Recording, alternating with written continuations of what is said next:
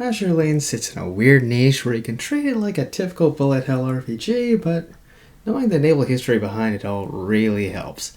So, to help people out with the naval history side of the equation, let's dive right into it.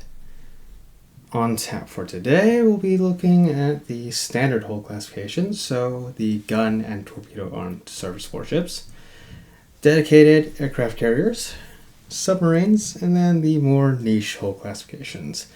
Auxiliary ships, because reasons. Don't think tower about it. The affront to society. Missiles, because we have those. And the Age of Sail throwback. So here's the full list of classifications. We've got the normal hull classifications down there, and then the more niche ones. We'll go over all of these in turn, but let's start out with our destroyers. Destroyers are frontline, also known as vanguard ships. They're the smallest surface combatants in Azur Lane, and they displace generally around the 600 to 3,000 ton range. Displacement being how much water a ship is moving out of the way in order to sit in the water. And all of these displacements that I'll be talking about today will be in standard displacement, which is basically how much a ship weighs without any of the fuel or reserve boiler feed water on board. If you want to think about it in terms of like how much less that is compared to their full displacement, which is with everything on board, then you can generally expect the standard displacement to be about 20% lighter than the fully loaded displacement. So, destroyers, they wield destroyer guns and torpedoes. Some destroyers may focus on one side of the equation more than the other, but either way, they tend to be the best counter to submarine threats. Their light armor, small HP pool, but high evasion contribute to the fact that they're generally the squishiest frontline units, but to make up for this, and because Azur Lane is set up as a bullet hell, they have higher movement speed, which allows you to more easily dodge the bullets if you're playing manually. Destroyers are also the most historically common hull classification among those that we're going to be covering today, at least as far as warships are concerned, and hence our three starter ships, Laffy, Z-23, Nemi, and Javelin, are all destroyers. Moving on to light cruisers. They are still frontline ships, but they start a size larger than destroyers and can be significantly larger and heavier than that. Light cruisers tend to sit at around the 5,000 to 12,000 ton range. And here in Azur Lane, we've got three distinct archetypes: the gun light cruisers, the torpedo light cruisers, and the anti-aircraft light cruisers. These distinctions between these archetypes may not be super obvious, but they manifest in what equipments they can carry. So gun light cruisers are going to be carrying light cruiser guns and a destroyer gun as a secondary.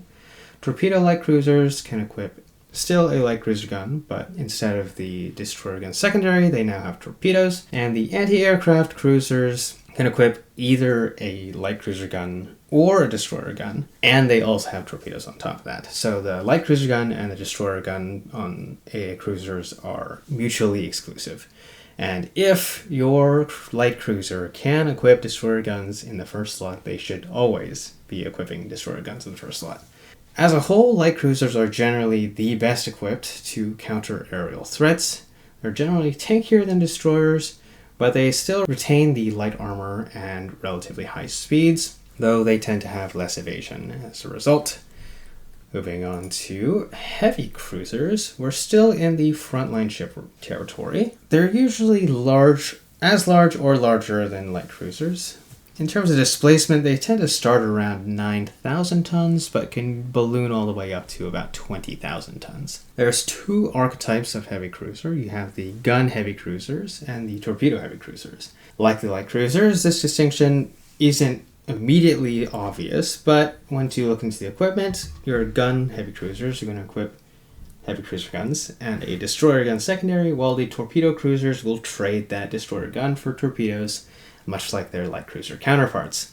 They're normally the tankiest of the three normal frontline classes, so these are intended to be sitting in the first position and doing most of the actual damage sponge duty. They're relatively slower than light cruisers and destroyers, but this is more for game balance. Historically, they should end up at around the same speeds as light cruisers. Most of them also come with medium armor to augment their tankiness, which helps offset their relatively slower speed. Medium armor meaning that they tend to have better resistance against shelling, but less resistance against torpedoes and aerial attack. Moving on, we've got the large cruisers. They are still frontline ships, but they are the next size up from heavy cruisers and typically significantly larger and better armed. Generally, we're talking about the 25,000 to 30,000 range. There's no real universal archetypes, with only 2 historical examples of large cruiser completed, but in certain ways they'll still mirror the heavy cruiser archetypes. They can generally equip heavy cruiser or large cruiser main guns, and will either have light cruiser or destroyer secondaries or torpedoes. Some large cruisers will act as if they have all 3 through special ghost equipment. They tend to fill the same roles as heavy cruisers, though typically with even more bulk and even more damage. This is generally because all of our non-collaboration large cruisers as of this writing are rainbow rarities, so they just tend to have enormous stat totals. Most of them are medium armor with speeds comparable to heavy cruisers, and again, historically speaking, your large cruisers will still be at about the same speed as your light cruisers and heavy cruisers, so this is more of a game balance decision than anything else. Moving on to backline ships, we now have battle cruisers. These are about as large or larger than our large cruisers. In terms of displacement, they start in about the high 20,000 ton range, but they can balloon massively from there. They equip battleship guns, and they usually have destroyer gun secondaries, and their primary role is putting out damage. They're usually medium armor, and they're relatively fast, but in the backline, the ship's speed matters a lot less because you can't move your backline around, so it's not tied to the survivability anymore. And then we have battleships. Still backline ships, as large or larger than battle cruisers. They tend to start in the 30,000 ton range, but they can also explode massively from there in terms of displacement. They equip battleship guns, and they will have light cruiser or destroyer gun secondaries, and if your battleship can equip light cruiser secondaries, it should. They perform virtually identically to battle cruisers, though most battleships are a bit better equipped to take a hit if required. Battleships also have heavy armor, unlike the battle cruisers, and they're usually pretty slow. Heavy armor being even more resistant to shelling and even more vulnerable to torpedoes and airstrikes than medium armor. And fast battleships start taking over battle cruisers with similar speeds but no real compromises in protection. Fast battleships are pretty much just a cosmetic difference away from being battle cruisers, but they exist. Now for a little bit of a detour. Gear in Azur Lane can get confusing very quickly because, well, half our equipment is some type of gun. Thankfully, there's a little bit of a cheat sheet here. The length that's given in their names. For naval artillery and big guns in general, the length that we're talking about refers to the bore diameter. So the diameter of the hole at the business end of the gun, or that could also be the diameter of the shell being fired. They're the exact same length. So, size kind of matters. You'll see what that means in a bit. Anti-aircraft guns will start from the smallest gun that we have, so the 50 caliber 12.7 millimeter M2 Browning, and go all the way up to 134 millimeters, so 5.25 inches. And everyone that we've mentioned thus far can equip an anti-aircraft gun. Our examples we have here, the aforementioned 50 caliber M2 Browning, the quad 40mm Bofors, and the twin 113mm dual-purpose gun. Moving up, we've got the destroyer guns. We start at 3 inches and go up to 5.4 inches, so 76 millimeters to 138.6 millimeters. Pretty much everyone we've mentioned thus far can equip a destroyer gun, but only the destroyers and the anti-aircraft light cruisers are going to be equipping these as their primary weapon, and everyone else, be that light cruiser, heavy cruiser, large cruiser, battle cruiser, or battleship, can equip these as secondaries if they have the slots available for it. Remember that some of our cruisers replace that secondary gun slot with torpedoes instead. Our examples here, we've got the single 3-inch gun, the twin 5-inch 38, and the single 138.6. Moving up again, we've got the light cruiser guns. We're starting at 144 millimeters and moving all the way up to 180 millimeters. So that's 5.5 inches to 7.1 inches. The people equipping this one will be light cruisers as their primary armament, and only battleships really can equip these as their secondary guns, although you will find the occasional battle cruiser out there that can hold light cruiser guns on their secondary slot. Then we've got heavy cruiser guns. We're starting at 8 inches, and we can go as high as 10 inches. And the only ones that are going to be dealing with heavy cruiser guns will be the heavy cruisers themselves and the large cruisers. So our examples on the side, I forgot the light cruiser guns. Let's go back for that real quick. The single 140 millimeter, the triple 6-inch gun, and the quad 6-inch gun. And then for the heavy cruiser guns, we've got the triple 8-inch. This is a US version, and then the German version. And then we have the triple 9.2-inch gun, so 234 millimeter. Moving up again in size to the large cruiser guns, we've got 283 millimeters to 330 millimeters. So that's 11 inches to 13 inches. And only the large cruisers are going to be running around with these guns. Our examples on the side, we have the quad 330 millimeter, the triple 310 millimeter, and a triple 305 millimeter. Then finally, we have the battleship guns. They start at 11 inches, but they very quickly go up from there. They're only equipable by the battle cruisers and battleships for the most part. And our examples on the side, we've got the twin 356 millimeter, a triple 406, and a different flavor of triple 406. You'll find there are a lot of flavors of triple 406. In fact, these two that we have here are both US guns, one being the 406 Mark 7 and the other being the 406 Mark 6. So, those really big AA guns. Sort of. The largest AA guns are best described as dual-purpose guns, so they're useful against both planes and ships alike, hence the name. Azur Lane generally doesn't factor in this functionality though, so guns are categorized into a black and white anti-service, DD gun, or anti-air AA gun role. Some guns may have both an AA gun version and a DD gun version, but most dual-purpose guns are only represented as destroyer guns that add some anti-aircraft stats alongside the usual firepower that guns normally provide. The only true dual-purpose gun that we have in the game is the triple 150mm Type 5 prototype. This is a light cruiser gun with a skill that gives it a special AA gun. Now, as for the line between heavy cruiser guns and large cruiser guns, the line between light cruisers and heavy cruisers is treaty defined by the London Naval Treaty. Basically, it says, does this cruiser have guns larger than 155 millimeters? If yes, then it's a heavy cruiser. If no, then it's a light cruiser. There isn't much of a gray zone because 6-inch cruisers focus on the rate of fire, and 8-inch cruisers provide a nice jump in punching power. The reason why you wouldn't want anything in between is because if you had anything in between, then you're cutting against your allotment for 8-inch cruisers with a gun that doesn't have as much punching power. And there also wasn't much interest in fielding guns larger than 8-inch on cruisers because, thanks to another treaty, the Washington Naval Treaty, anything larger than 8-inch was classed as a capital ship, so you didn't want to cut against your allotment for those either. So, historically, most of these guns got pigeonholed into 6-inch, or in the case of the Japanese, the 6.1-inch, and the 8-inch. But with the treaty system breaking down in the late 30s, naval designers began thinking, what if we could just make a cruiser designed to kill all of these treaty cruisers that everyone spent the last couple decades building? So the large cruiser was born.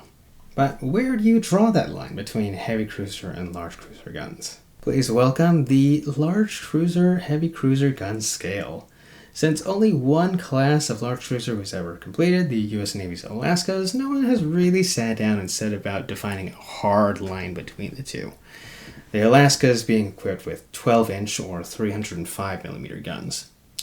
But for Azur Lane purposes, it's a lot more black and white. As I showed in the table before, anything 11-inch and larger counts as a large cruiser gun. Everything short of that is a heavy cruiser gun. With that little detour over, let's get back to our carriers. Specifically, light carriers. These are still backline ships. They're around the size of a heavy cruiser, but since the light carriers also include escort carriers, historically designated CVE, there's a surprisingly large range bracket on their displacements, similar to where heavy cruisers end up. About that kind of like starting at 10K and moving up to about 20,000 tons in displacement. Our light carriers are carrying 2 slots for planes and an anti-aircraft gun.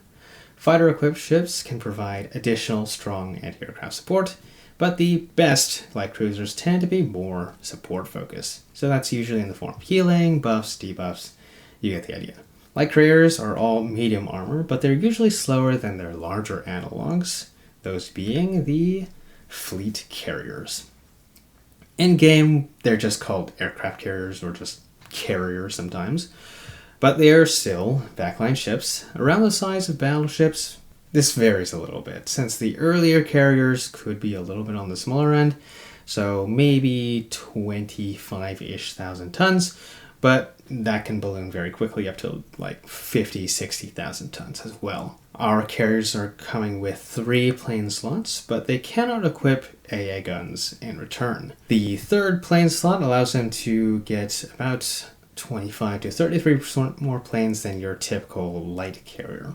Our fleet carriers tend to be more damage focused, but there are several notable exceptions. Carriers can be medium or heavy armor, and they're generally tankier than light carriers overall, but less tanky than the battleships, and their speeds tend to be around the same speeds that you would find on the light cruisers. And finally, for the last of our normal hull classifications, the submarines. They sit in their own submarine fleet. They can be smaller than destroyers or as large as light cruisers, and they equip submarine torpedoes and a destroyer gun. They provide extra torpedo damage during fights as required. Otherwise, they're generally very squishy and quite slow. Their primary method of not sinking is the submergence mechanic, since they won't really be able to take damage while they're sitting underwater, and your goal is to end the fight before they have to resurface and expose themselves to damage. Alright, bonus round. Because, yeah, 9 hull classifications wasn't enough. We need more than that, guys. So, repair ships. These are backline ships. Their size is variable. They're generally on the smaller side. Think closer to destroyers than light cruisers. They're not actually that good at healing in this game. They're mainly here to contribute a lot of anti-aircraft guns. They cannot equip any weapons that deal surface damage. They only have anti-aircraft guns. They're relatively squishy, light armor, and slow, and not recommended for general use. Next up are aviation battleships. Because someone had the brilliant idea of putting planes on battleships. There are many, many reasons why this is not a good idea, but anyways, they fill the same role as any other battleship. They equip battleship guns, but they cut out the secondary gun to equip planes, usually seaplanes instead. They're about as tanky as any other battleship in their respective rarities, but their speed will vary. The aviation battleship retrofits, so that's Fuso, Yamashiro, Issei, and Hyuga, are significantly weaker than the aviation battleship by design, Kearsarge. Kearsarge also has another leg up because she has actual fighters instead of seaplanes, and as a note of caution, do not retrofit Fuso and Yamashiro all the way unless you're never using them again, because their aviation battleship forms are a little bit anemic. Next up we got monitors. So monitors are what happen when your country is rich enough to have spare battleship guns lying around, but your government is also too stingy to actually, build battleships. Typically they're in the same weight class as a cruiser, but they're just here to deal some damage, hopefully not explode, and their primary purpose for existing is their low oil cost. They equip battleship guns, and they have destroyer secondaries, but they're much squishier than battleships and battlecruisers, with a glacial speed to boot. They're generally not recommended for general use. Next up, we have aviation submarines, because sometimes you just have to insist on having a plane on your submarine. I don't know. Beats me, dude. You can treat these ones as any other submarine. They equip submarine torps and a seaplane in place of the destroyer gun that we'd find on regular submarines. I do the exact same things that a sub would do, with the addition of a plane. We still only have one aviation submarine in existence, I-13, but since the IGN were the only ones really building aviation submarines, it seems unlikely we'll get any others. They're pretty good, but they're not going to beat out your KMS Wolfpacks or your USS Fish Schools. If you're lacking other submarine options, I-13 is an okay investment. Munition ships. I swear we have to be running out of actual warships to send to the fight, because munition ships are literal cargo ships. They sit in the front line. They're relatively tanky, but they have next to no damage. They carry a weapon of some description that is either a destroyer gun or seaplanes, an anti-aircraft gun, and they can equip special cargo auxiliaries. Their primary use case is using the cargo buff to cheerlead for other ships, but they're very slow, as you might expect. I would not recommend these for general use. If you want a tank, just bring a heavy cruiser or a large cruiser instead and get some actual DPS. Guided missile destroyers. It's a destroyer, but we added missiles. Please ignore the fact that these missiles are from the 60s. Thus far, we've only had guided missile destroyers from retrofitting certain destroyers. They equip destroyer guns and an anti-ship missile. They can be converted to sit in the back line, unlike regular destroyers, but they're usually more potent in the front line, so I would keep them there. Very strong DPS, and I would definitely recommend these for general use. And finally, our throwback to the Age of Sail. What do you mean there's something wrong with an Age of Sail ship in this Age of Steam and Steel game? These ones go in the submarine fleet, because they're pirate ships. So, historically, the IX designation referred to miscellaneous ships in the US Navy. This is very appropriate, because them adding sailing frigates to this game was very random. They show up with their own unique equipments that only apply to sailing frigates, so you won't be able to put your typical destroyer guns or your typical auxiliaries, well, most of your typical auxiliaries, on these ones. They are usable, but since they're not actual submarines and don't get to submerge and hide from damage, they may have some trouble surviving in harder content, so I would generally not recommend using these, though you can build one for a relatively specific purpose. Oh, you thought we were done with sailing frigates? You silly goose, of course not. It's a sailing frigate, no other explanation needed. It goes in the front line, because it's in the name. Again, sailing frigates, they only can equip their specific equipments. They won't be able to take your typical destroyer guns or your typical auxiliaries. The ones that sit in the vanguards basically act like light cruisers that just don't have anti-aircraft guns. They're a bit more usable than the frigates that go in the subfleet, since they're balanced more around, actually being around. But they're definitely not ideal when you run up into swarms of enemy planes. And the last one, I promise. We haven't left the Age of Sail yet. This one goes in the main fleet, because it's in the name, guys. While they are termed frigates, our only example of a sailing frigate main fleet is a galleon. So, yeah, great. You can treat her like a weird battleship without a gun, and you're set. She is surprisingly usable until you start getting swarmed by planes. So, some closing thoughts. You have sat through an entire lecture on hull classifications, so congrats to you. 18 hull classifications is a lot, but, Azur Lane sits in a weird niche. That's it from me. I'll see you guys next time.